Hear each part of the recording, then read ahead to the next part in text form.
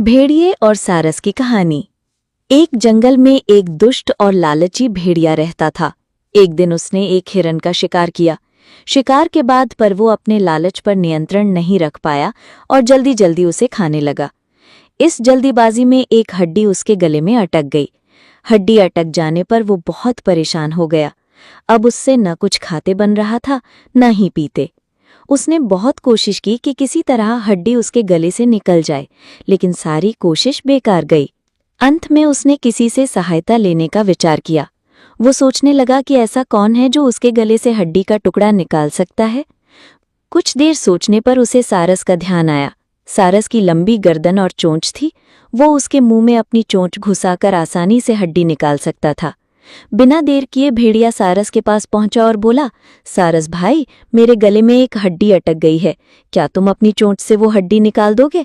मैं तुम्हारा बहुत एहसानमंद रहूंगा और तुम्हें उचित इनाम भी दूंगा। सारस पहले तो भेड़िए के मुंह में अपनी चोंच डालने से डरा, लेकिन बाद में उसे भेड़िए पर दया आ गया और वो तैयार हो गया। भेड़िए मुंह खोलकर खड़ा हो गया और सारस ने उसमें अपनी चोंच डाल दी, लेकिन उसकी चोंच हड्डी तक नहीं पहुंच पाई। तब उसे अपनी आधी गर्दन भी भेड़िए के मुंह में घुसानी पड़ी। सारस की गर्दन मुंह में जाते ही लालची भेड़िए के मन में लालच जागने लगा। वो सोचने लगा कि यदि मैं इसकी लजीज गर्दन को चबा पाता तो मजा आ जाता। लेकिन उस समय उसे अपने गले में फंसी हड्डी निकलवानी थी, इसलिए वो मन मारकर रह गया। कुछ ही देर में सारस ने उसके गले से हड्डी निकाल दी। हड्डी निकलते ही भेड़िया जाने लगा। ना उसने सारस को धन्यवाद दिया, ना ही इनाम। सारस ने उसे रोककर कहा, मेरा इनाम कहाँ है? तुमने कहा था कि तुम इस काम के बदले मुझे इनाम दोगे। भेड़िया बोला, एक भेड़िए के मुंह में अपनी गर्दन डालकर भी तुम सही सलामत हो, क्या ये तुम्हारा इनाम नहीं है? इतना कहकर भेड़िया चला गया और सारस मुंह लटकाकर खड़ा रह गया। सीख: लालची और दुष्ट व्यक्ति से कभी कृतज्ञता या पुरस्कार की अपेक्षा नहीं करनी चाहिए। अब चलते हैं एक ऐसी ही दूसरी कहानी की ओर। लोमड़ी और बीमार शेर की कहानी। जंगल का राजा शेर बूढ़ा हो चला था। उसकी शक्ति क्षीण हो गई थी। उसमें इतना बल शेष नहीं था कि जंगल में जाकर शिकार कर सके। इस स्थिति में उसके समक्ष भूखे मरने की नौबत आ गई थी। एक दिन अपनी गुफा में बैठा भूखा शेर सोचने लगा कि यदि यही स्थिति रही तो उसकी मृत्यु निकट है। उसे कोई ना कोई उपाय सोचना होगा ताकि बैठे बिठाए ही भोजन की व्यवस्था हो जाए। वो सोचने लगा और कुछ ही देर में उसे एक उपाय सूझ गया।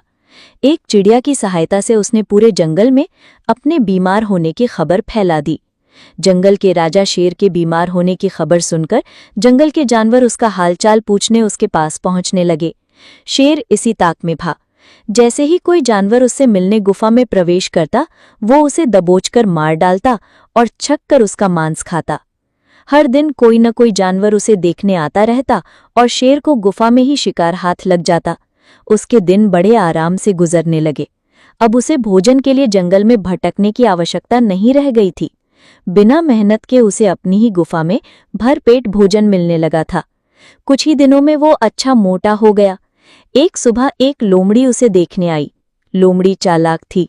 वो गुफा के अंदर नहीं गई, बल्कि गुफा के द्वार पर खड़ी हो गई। वहीं से उसने शेर से पूछा, वनराज, आपकी तबीयत कैसी है?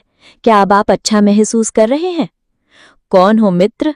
अंदर तो आओ। मैं बीमार बूढ़ा शेर बाहर तक तुमसे मिलने नहीं आ सकता। मेरी दृष्टि भी कमजोर है।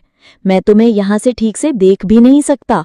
आओ, मेरे पास आओ, मुझसे आखिरी बार मिल लो। मैं कुछ ही दिनों का मेहमान हूं। शेर ने फुसलाकर लोमड़ी को गुफा के अंदर बुलाने का प्रयत्न किया। शेर के बोलते समय लोमड़ी बड़े ही ध्यान से गुफा के आसपास का नजारा ले रही थी। शेर की बात खत्म होते ही वो बोली, वनराज, मुझे क्षमा करें, मैं अंदर नहीं आ सकती। आपकी गुफा में अंदर जाते हुए जानवरों के पैरों के निशान तो हैं, किंतु बाहर आते हुए नहीं। इसका अर्थ मैं समझ गई हूँ। सब कुछ जानते बूझते हुए भी यदि मैं अंदर आ गई तो उस जानवर की तरह मारी जाऊंगी जिनके पैरों के ये निशान हैं। इसलिए मैं जा रही हूँ। लोमड़ी ने जंगल में जाकर बूढ़े शेर की करतूत सभी जानवरों को बता दी। उसके बाद कोई भी जानवर शेर से मिलने नहीं गया। इस तरह अपनी बुद्धिमानी से लोमड़ी ने न सिर्फ अपनी जान बचाई, बल्कि जंगल के अन्य जानवरों को भी शेर के हाथों मरने से बचा लिया। सीख: बुद्धिमान व्यक्ति दूसरों की गलतियों से सबक लेते हैं।